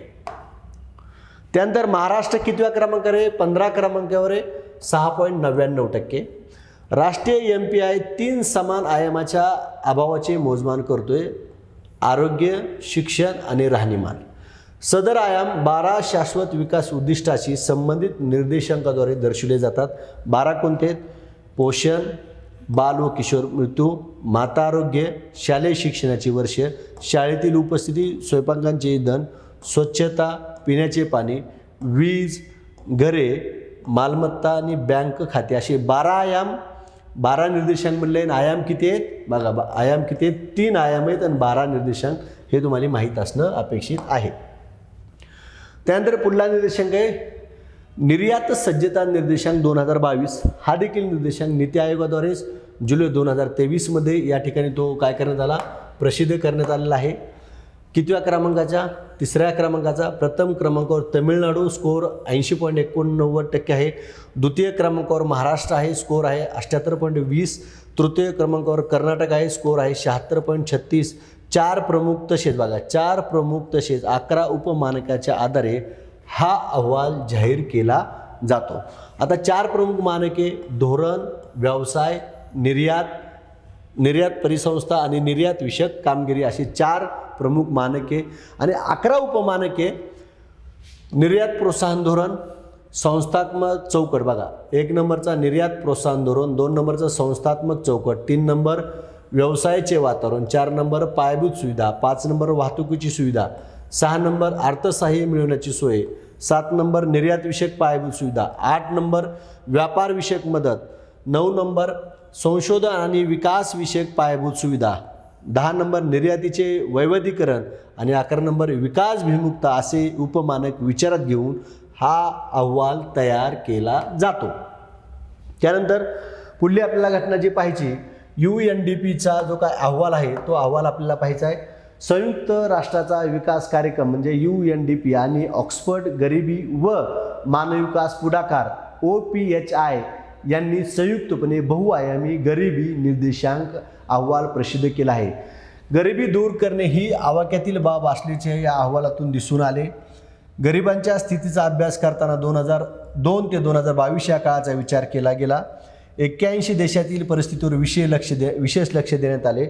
यापैकी 25 देशांना मागील 5 वर्षाच्या काळात MPI निम्म्याने खाली आणण्यात यश आले. यामध्ये भारताचा समावेश आहे. ही देखील उल्लेखनीय बाब आहे की यामध्ये भारताचा समावेश आहे. भारताची कामगिरी उल्लेखनीय असून 2005-06 ते 2019-21 या कालावधीत 41,50,00,000 जणांना गरिबीतून बाहेर काढण्यात भारताला यश आले आहे. हे विधान आपल्याला परीक्षेला विचारले जाऊ शकते. UNDP अहवालानुसार भारतानं किती कोटी जनतेला गरिबीतून बाहेर काढले असा जर प्रश्न आला तर हे विधान महत्त्वाचे. 41,50,00,000 जणांना भारताने गरिबीतून बाहेर काढले. जगातील 18% लोक गरिबीत जगतात. आजही किती टक्के? 18% लोक गरिबीत जगतात असं म्हटलेलं आहे. त्यानंतर पुढला इंडेक्स आहे परफॉर्मन्स ग्रेडिंग इंडेक्स 2.0 अहवाल केंद्रीय मंत्रालयाद्वारे 9 जुलै 2023 प्रकाशित करण्यात आला. अहवालाचं वर्ष 21-22. उद्देश काय? शालेय शिक्षण प्रणालीचे मूल्यमापन करणे हा उद्देश आहे. एकूण 73 निकषावर मूल्यमापन करण्यात आले. किती निकषावर? 73 निकषावर मूल्यमापन करण्यात आले. निकष 2 गटात विभागले जातात. एक निष्पत्ती आणि दुसरा प्रशासकीय व्यवस्थापन. त्यानंतर त्याची 6 क्षेत्रात विभागणी करण्यात येते. अध्ययन निष्पत्ती, पायाभूत सुविधा, प्रशासकीय प्रशिक्षण, शिक्षक शिक्षण आणि प्रशिक्षण, समानता आणि उपलब्धता. बघा अशा किती 6 क्षेत्रात विभागणी केलेली आहे आणि 2 गट आहेत. अशा पद्धतीने तुम्ही लक्षात ठेवू शकता. आता गुणांनुसार विविध श्रेण्या बघा. 941 ते 100 गुण दक्ष, 881 ते 940 अतिउत्तम, 821 ते 880 उत्तम, 701 ते 760 गुण प्रजेष्ठ 1, 641 ते 700 गुण प्रजेष्ठ 2, 581 ते 640 प्रजेष्ठ 3 आणि 460 ते 521 आकांक्षा श्रेणी. अशा पद्धतीच्या ह्या श्रेण्या आहेत. मूल्यमापन महाराष्ट्राला 1000 पैकी 583 2 गुण मिळाले आणि त्यांचा समावेश प्रचेष्ट 3 या श्रेणीत झाला. आता महाराष्ट्राला बघा प्रचेष्ट 3 ही श्रेणी मिळाली, म्हणजे तू कुठं बघा प्रचेष्ट म्हणजे 581 ते 640च्या गुणमध्ये या ठिकाणी महाराष्ट्र आहे. जरा ही अवघड घटना आहे तरी पण आपल्याला माहीत असणं गरजेचं आहे. मग इथं गुण किती आहेत? 583.2 गुण आहेत. 2020-21च्या अहवालात दुसऱ्या श्रेणीत असलेला महाराष्ट्र यंदा 7व्या श्रेणीत, गेल्या वर्षी दुसऱ्या श्रेणीत होता, यावर्षी तो 7व्या श्रेणीत गेला आहे. देशातील एकाही राज्याला पहिल्या 5 श्रेणी स्थान मिळालेले नाही. राज्यात शाळेच्या गुणवत्ता श्रेणी संदर्भात 17 जिल्ह्यांनी 430 गुणासह राज्यात अव्वल स्थान पटकावलं आहे. राज्यात 17 जिल्हे अव्वल स्थानावर आहे. इंडेक्समधील टॉप राज्य कोणतं आहे? तर पंजाब राज्य आहे. अशा पद्धतीने तुम्ही लक्षात ठेवू शकता. ठीक आहे. त्यानंतर पुढली घटना जी आहे महत्त्वपूर्ण अशी ते म्हणजे कोणती आहे तर हेनले पासपोर्ट इंडेक्स 18 जुलै 2023ला प्रसिद्ध झाला. प्रथम जाहीर 2006ला. International air transport association IATA कडील विशेष डेटावर आधारित हा पासपोर्ट इंडेक्स जाहीर केला जातो. मुख्यालय कुठे? लंडनला. जगातील प्रभावशाली पासपोर्टच्या ताज्या क्रमवारीनुसार सिंगापूर प्रथम क्रमांकावर आहे. कोणता देश प्रथम क्रमांकावर आहे? सिंगापूर. गेल्या 5 वर्षे सर्वोच्च स्थानी असलेल्या जपानची यंदा 3ऱ्या स्थानी घसरण झाली. जपान कितव्या स्थानी गेला? आता 5व्या स्थानी असला 3ऱ्या स्थानी गेलेला आहे. भारताच्या पासपोर्टच्या क्रमात 5 स्थाने सुधारणा झाली असून यादीत 80वा क्रमांक, हे महत्त्वाचे आहे, भारताचा 80वा क्रमांक आहे. गेल्या वर्षी तो 85 क्रमांकावर होता. 5 स्थानांना आपले काय झालेले आहे? सुधारणा झालेली आहे. अफगाणिस्तानचा पासपोर्ट सर्वात कमजोर निर्देशांकात शेवटचे स्थान. सिंगापूर पासपोर्ट धारक व्यक्ती 192 देशामध्ये पूर्व व्हिसाशिवाय प्रवेश करू शकते असं विधान ह्या ठिकाणी आहे. त्यानंतर पुढली एक दुःखद घटना अशी आहे की डॉक्टर मंगला नारळीकर ज्येष्ठ गणिततज्ञ जे आहेत त्यांचं निधन झालं. वयाच्या 80व्या वर्षी निधन झालं. 17 जुलै 2023 रोजी निधन झालं. लहान मुलांना सोप्या भाषेत, बघा काय म्हणलंय, लहान मुलांना सोप्या भाषेत गणित समजावून सांगण्यामध्ये त्यांचा हातखंडा होता. वेगवेगळ्या विद्यापीठामध्ये गणिताचे अध्यापन त्यांनी केलं. बालभारतीच्या गणित विषयाच्या समितीच्या अध्यक्ष होत्या. खगोलशास्त्राने डॉक्टर जयंत नारळीकर यांच्या त्या पत्न्या होत्या. त्यांनी संपादित केलेली ग्रंथसंपदा दोस्ती गणिताशी, गणित गप्पा, गणिताच्या सोप्या वाटा, पाहिलेला देश, भेटलेली माणसं, fun and fundamental of mathematics, and easy access to basic mathematics, a cosmic adventure. म्हणजे मंगला नारळीकरांनी खालीपैकी कोणतं पुस्तक लिहिलं नाही असा प्रश्न आला तर हा डाटा आपल्यासाठी महत्त्वाचा आहे. त्यानंतर पुढल्या निधन झालेले व्यक्ती जयंत सावरकर 24 जुलै 2023 रोजी वयाच्या 88व्या वर्षी त्यांचं निधन झालं. वयाच्या 20व्या वर्षापासून अभिनय कारकिर्दीत त्यांनी काय केली? सुरुवात केली. गेल्या 6 दशकांहून अधिक काळ रंगभूमी आणि सिनेसृष्टीत ते कार्यरत होते. त्यांनी 100हून अधिक मराठी नाटकामध्ये काम केले. तसे 30हून अधिक हिंदी सिनेमात त्यांनी काम केले. 1955 मध्ये आकाशवाणीवरील नभो नाट्यात काम करायला त्यांनी सुरुवात केली. सावरकर यांनी 97व्या अखिल भारतीय मराठी नाट्य संमेलनाचे अध्यक्षपद देखील त्यांनी भूषवलेलं आहे. त्यांनी भूमिका केलेली निवडक नाटकं व्यक्ती आणि वल्ली, एकच प्याला, तुझा आहे तुझपाशी, प्रेमा तुझा रंग कसा, बदफैली, वरचा मजला रिकामा, सौजन्याची आईशी तशी, कथा, नव्या संसाराची, जंगली कबूतर, सकाराम बाइंडर, घरभरणी, लाखेचे मनी. त्यांच्या मालिका कोणत्या होत्या? श्रीयुत, गंगाधर टिपरे, अरे वेड्या मना, अस्मिता, आई कुठे काय करते. त्यांचे चित्रपट बघा, त्यांनी कोणत्या नाटकात भूमिका केली नाही केली, मालिका कोणत्या, चित्रपट हे माहीत असायलाच पाहिजे आपल्याला. गडबड गोंधळ, इजा बिजा तिजा, पोलीस लाईन, हरी ओम विठ्ठला मराठी चित्रपट, हिंदीतील गुलाम ए मुस्तफा, वास्तव, सिंघम चित्रपटात काम केले. आणि त्यांचं आत्मचरित्र एक छोटा माणूस हे पर्टिक्युलर लक्षात ठेवा. सावरकर, जयंत सावरकर यांचे आत्मचरित्र एक छोटा माणूस. समांतर या स्वप्नील जोशी यांची मुख्य भूमिका असलेल्या वेब मालिकेमध्ये त्यांनी साकारलेली ज्योतिषाची भूमिका विशेष गाजली होती. त्यानंतर शिरीष कणेकर हे पुढली व्यक्ती, ज्येष्ठ लेखक, पत्रकार, चित्रपट समीक्षक तसे कथाकथनकार शिरीष कणेकर यांचे वयाच्या 80व्या वर्षी निधन झालेलं आहे. 52 पुस्तके त्यांची प्रकाशित झालेली आहेत. रायगड जिल्ह्यातील पेन हे त्यांचे मूळ गाव आहे. माझी फिल्मबाजी, फटकेबाजी व कणेकरी या 3 एकपात्री कार्यक्रमाचे लेखन, दिग्दर्शन, निर्मिती व सादरीकरण करेकर यांनी केले. हिंदी चित्रपट संगीत आणि क्रिकेट या विषयाचे समीक्षक आणि विनोदी शैलीत लेखन करणारे लेखक म्हणून कणेकर प्रसिद्ध होते. बघा, त्यांची निवडक पुस्तके क्रिकेट वेद, गाये चला जा, यादों की बारात, पुन्हा यादों की बारात, ते 60 दिवस, डॉलरच्या देशा, रश्यवली, साखर फुटाणे, मनमुराद, गोली मार भेजे में. त्यांचं आत्मचरित्र मी माझं मला हे त्यांचं आत्मचरित्र आहे. ललित लेखन आंबट चिंबट, इरसालती, एका बोली रे, कट्टा, गोतावळा, चरपट पंचरी, चहाटळकी, चापटपोळी, डॉक्टर कणेकरांचा मुलगा, फटकेबाजी, नानकटाई असे त्यांचे ललित लेखन. त्यांच्या लगाव बत्ती या कथासंग्रहाला महाराष्ट्र साहित्य परिषदेचा उत्कृष्ट विनोदी वाङ्मयाचा ची. जोशी पुरस्कार मिळाला. तर सूर पारंब्या लेखसंग्रहास सर्वोत्कृष्ट विनोदी वाङ्मयाचा पुरस्कार मिळाला. त्यानंतर मुंबई पत्रकार संघातर्फे दिला जाणारा कैलासवासी विद्याधर गोखले ललित साहित्य पुरस्काराने त्यांना सन्मानित करण्यात आले होते. जुलै 2023 मध्ये परीक्षेला जाता मध्ये जे काही महत्त्वपूर्ण घटना झालेल्या आहेत ते आपल्याला पाहिजेत.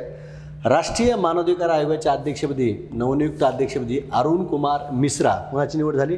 अरुण कुमार मिश्रा यांची निवड झालेली आहे. जोधपूर येथे भारतातील पहिला हायस्पीड रेल्वे टेस्टिंग ट्रॅक, बघा पहिला हायस्पीड रेल्वे टेस्टिंग ट्रॅक कुठं बनवण्यात आला? जोधपूर येथे बनवण्यात आला आहे. महाराष्ट्र राज्यात अमृत, बघा महाराष्ट्र राज्यात अमृत वन बेल वन उद्यान मोहीम राबविण्यात येणार आहे. कोणती मोहीम? अमृत वन बेल वन मोहीम.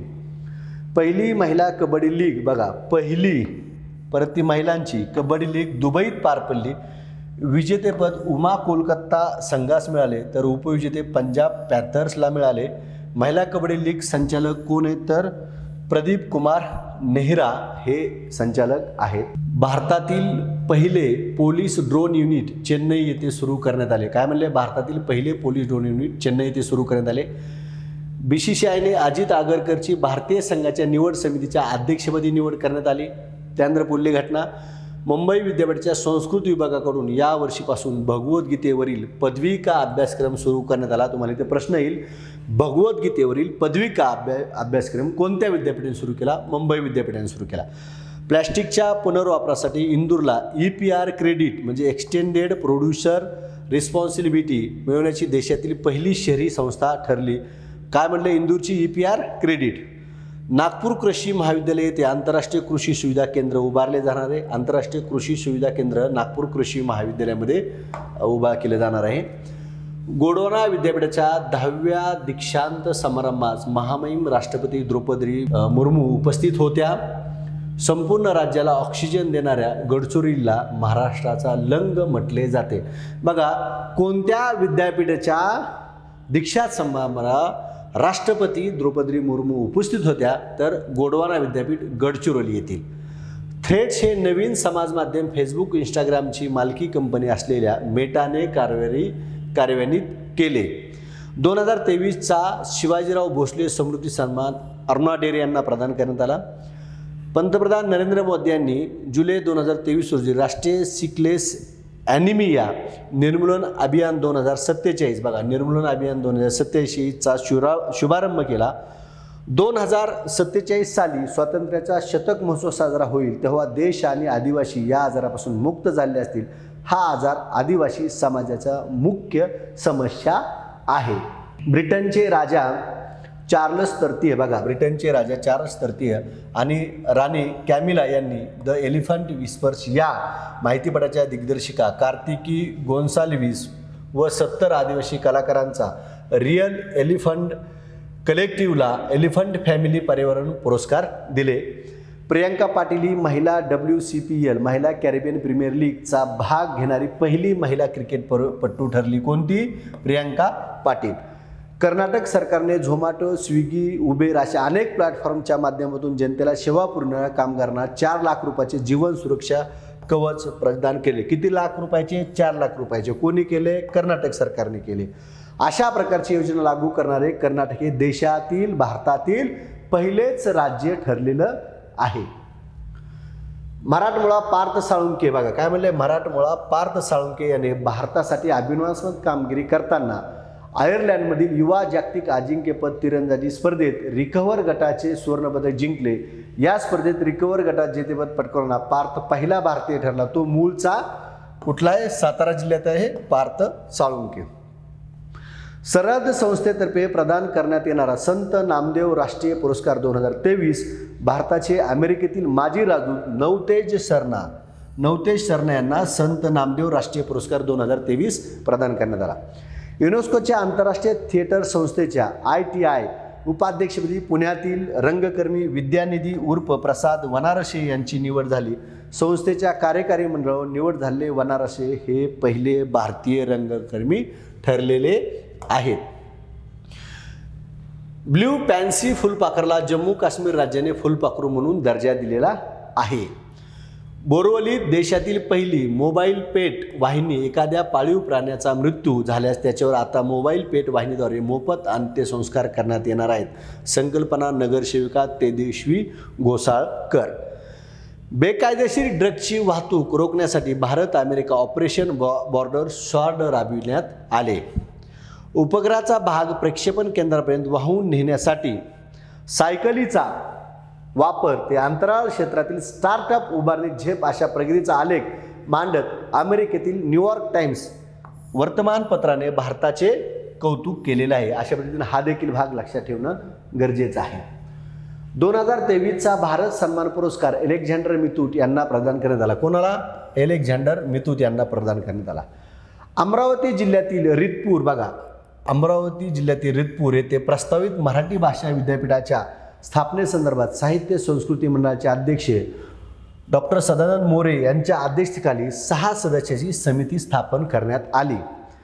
देशात पहिल्यांदाच K31 बघा, हे नवीन घटना आहे. K31 तंत्रज्ञानाने भिवंडी तालुक्यातील मैदे ते बीजपाडा येथे रस्त्याची उभारणी करण्यात आली. K31 तंत्रज्ञान हे पर्यावरणपूरक पारंपरिक रस्ते बांधणी प्रक्रियेपेक्षा रास्त व अधिक प्रभावी रस्ते बांधणी तंत्रज्ञान असून ठाणे जिल्हा परिषदेमार्फत प्रथम तंत्रज्ञानाचा वापर करण्यात आला. ही IMP न्यूज आहे. आता सगळ्या घेतलेल्या सगळ्यात महत्त्वाच्या आहे, त्यातली त्यात ही महत्त्वाची आहे, ही व्यवस्थित करून जावा. त्यानंतर बघा, भारतीय अमेरिकी वंशाच्या उद्योजिका शमीना शिहा बघा, शमीना शिहा यांची बायडेन सरकारने निर्यात परिषदेच्या प्रमुखपदी, कसल्या? निर्यात परिषदेच्या प्रमुखपदी नियुक्ती केली. शमीना या मास्टरकार्ड सेंटर फॉर एन्क्लेजिव्ह ग्रोथच्या संस्थापक आणि अध्यक्ष आहेत. आंतरराष्ट्रीय व्यापारासंदर्भात अध्यक्षांना सल्ला देण्याचे काम ही निर्यात परिषद करत असते आणि एका भारतीय व्यक्तीची निवड झालेली आहे.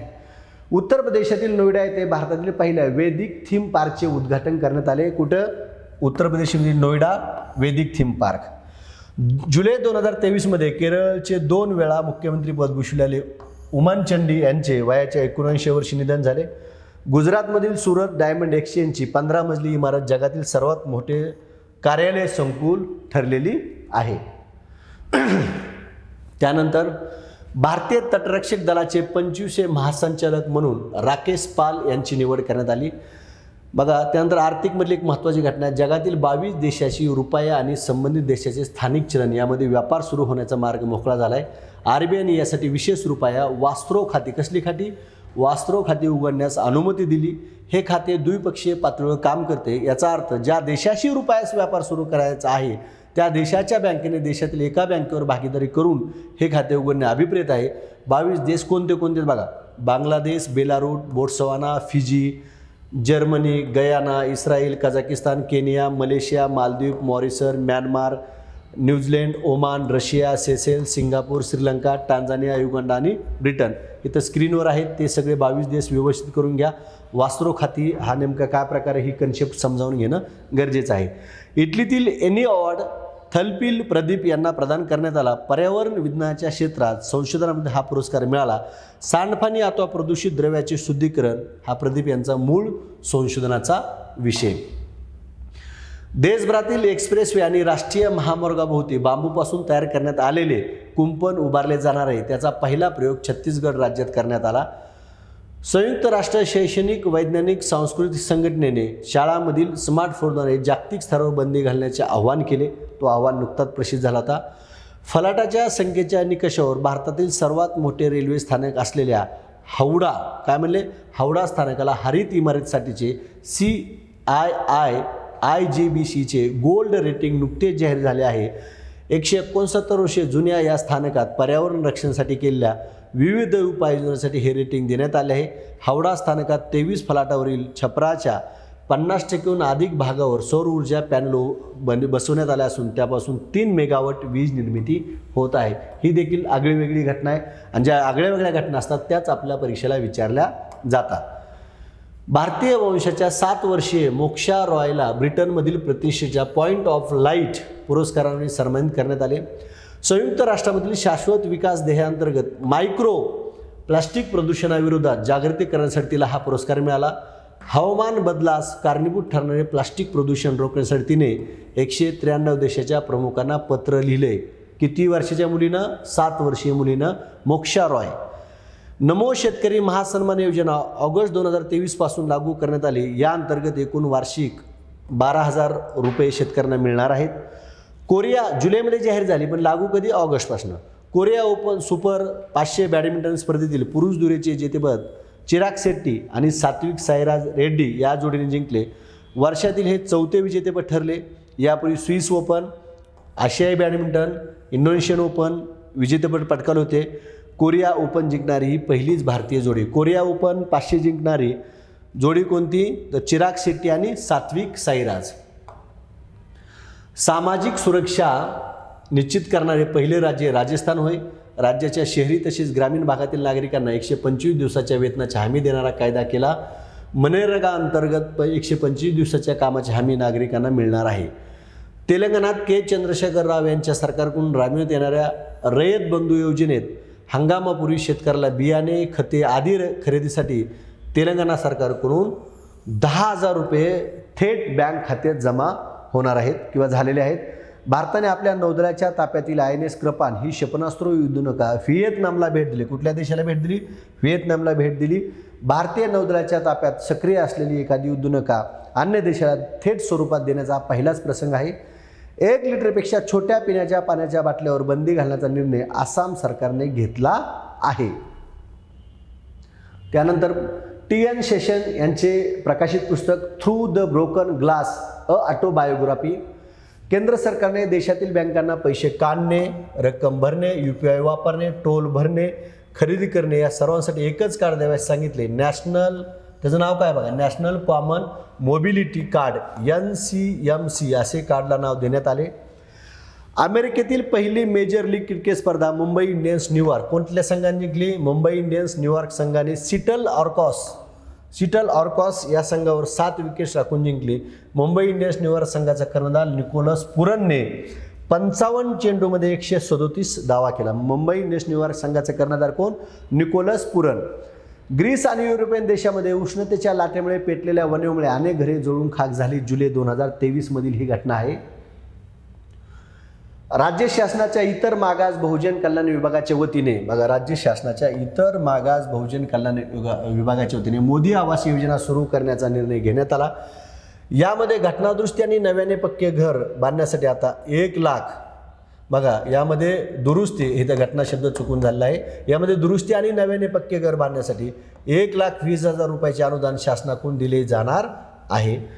कॅनडाच्या विनिपेग येथे झालेल्या जागतिक पोलीस अँड फायर गेम्समध्ये बघा, जागतिक पोलीस अँड फायर गेम्समध्ये विजय चौधरी, नरसिंग यादव, राहुल आवरे या तिघांना सुवर्णपदके पटकावली. सदर स्पर्धा दर 2 वर्षांनी होते. जगातील 20 प्रमुख अर्थव्यवस्थेचा समूह असलेल्या G20चे अध्यक्षपद सध्या भारताकडे आहे. या पार्श्वभूमीवर पंतप्रधान मोदी यांनी 100 आणि 75 रुपयाचे 2 विशेष स्मारक नाणी जाहीर केलेली आहेत. त्यानंतर बघा, शिवराज्याभिषेकाच्या 350व्या दिनाच्या सोहळ्यानिमित्त शिवकालीन मंगल चिन्हे आणि महाराजाचा पराक्रम शौर्य अधोरेखित करणाऱ्या विशेष बोधचिन्हाचे लोकार्पण करण्यात आले. आता प्रत्येक शासकीय पत्रावर शिवराज्य सोहळ्याचे बोधचिन्हे लावण्याचा मोठा निर्णय सरकारने जाहीर केलेला आहे. भायखळा रेल्वे स्थानकाला युनेस्को एशिया पॅसिफिक सांस्कृतिक वारसा पुरस्कार जाहीर झालेला आहे. 4 ते 30 जून 2024 मध्ये आगामी 9वी T20 विश्वचषक अमेरिका वेस्ट इंडिजमध्ये संयुक्तपणे होणार आहे. 24 मध्ये अमेरिका प्रथमच विश्वचषक स्पर्धेचं विश्वकरंडक स्पर्धेचं आयोजन करणार आहे. स्कॉट्समन जिम स्की ब्रिटनचे आहे. स्कॉटमन जिम स्की IPCCचे नवीन अध्यक्ष म्हणून त्यांची काय झाली निवड झाली आहे. जगातील एकूण वाघापैकी 75% वाघ भारतात आहेत. भारतातील मध्य प्रदेशमध्ये सर्वाधिक 785 वाघ आहेत, तर महाराष्ट्रात देशात 444 वाघ असं 4थ्या क्रमांकावर आहे. विद्यार्थी मित्रांनो, जुलै 2023 मधल्या अतिशय महत्त्वपूर्ण अशा परीक्षा भिमुख घटनाचा मी आढावा घेतला आहे. सदर व्हिडिओ तुम्हाला कसा वाटला याबद्दलचं तुमचं मत निश्चितच कमेंट बॉक्समध्ये सांगा. आत्तापर्यंतच्या सर्व व्हिडिओला तुम्ही खूप मोठ्या प्रमाणात रिस्पॉन्स दिला. जानेवारी 2023चा व्हिडिओ तर 3 लाख क्रॉस झालेला आहे. फेब्रुवारीचा पण 1.5-2 लाखाच्या दरम्यान गेला आहे. सगळे व्हिडिओ मंथली करंट अफेअर्स सिरीजचे तुम्ही लाखाच्यावर रिस्पॉन्स दिला आहे. आणखीन जास्तीत जास्त मुलापर्यंत हा व्हिडिओ पोहोचवा आणि असाच तुमचा प्रतिसाद तुम्ही द्याल अशी मी अपेक्षा करतो आणि या ठिकाणी थांबतो. धन्यवाद. नमस्कार विद्यार्थी मित्रमैत्रिणींनो, राज्यसेवा परीक्षा 2025 अर्थात आयोगाचा बदललेला अभ्यासक्रम. होय मित्रांनो, राज्यसेवा 2025 सालापासून राज्यसेवा परीक्षेतील मुख्य परीक्षेचा अभ्यासक्रम जो वर्णनात्मक किंवा लेखी किंवा दीर्घोत्तरी किंवा ज्याला आपण पॉप्युलरली डिस्क्रिप्टिव्ह पॅटर्न असं म्हणतो, या पॅटर्ननुसार ही परीक्षा घेतली जाणार आहे. आणि मग या परीक्षेची तयारी करणारे तुम्ही सर्वजण ज्यांच्यासाठी द युनिक अकॅडमी वेगवेगळ्या प्रकारचे जे अभ्यास वर्ग राबवते, त्यातला एक अभ्यास वर्ग येत्या 1 ऑगस्ट पासून सुरू होतोय, ज्याचं नाव आहे MPSC 1 इयर इंटिग्रेटेड बॅच, जी आयोगाच्या डिस्क्रिप्टिव्ह पॅटर्न नुसार असेल. येत्या 1 ऑगस्ट पासून या बॅचचे डेमो लेक्चर्स 1 ते 5 ऑगस्ट 2023 या कालावधीमध्ये तुम्ही अटेंड करू शकता. बॅचची वेळ सायंकाळी 5 ते 7 ही असेल आणि ऑफलाईन तसंच ऑनलाईन अशा दोन्ही स्वरूपामध्ये हे डेमो लेक्चर्स तुम्ही अटेंड करू शकता. महाराष्ट्रातील सर्वोत्तम मार्गदर्शक, अद्ययावत आणि अपडेटेड अशा स्वरूपाचं अभ्यास साहित्य, भरपूर सराव चाचण्या, लेखन कौशल्य विकासावर विशेष भर, समुपदेशन, मेंटॉरिंग यासारखे असंख्य फीचर्स असलेली ही बॅच येत्या 1 ऑगस्ट पासून सुरू होते. या बॅचच्या डेमो लेक्चर संदर्भात कसल्याही प्रकारचे प्रश्न असतील तर स्क्रीनवर दिलेल्या क्रमांकावर आपण संपर्क साधू शकता, विच इज 8929920917 किंवा www.theunicacademy.com या आमच्या संकेतस्थळाला भेट द्यायला विसरू नका. महाराष्ट्रातील सर्वोत्तम मार्गदर्शक आणि यशाची दैदिप्यमान परंपरा असलेल्या द युनिक अकॅडमीच्या या येणाऱ्या बॅचचे डेमो लेक्चर्स अटेंड करायला विसरू नका. धन्यवाद.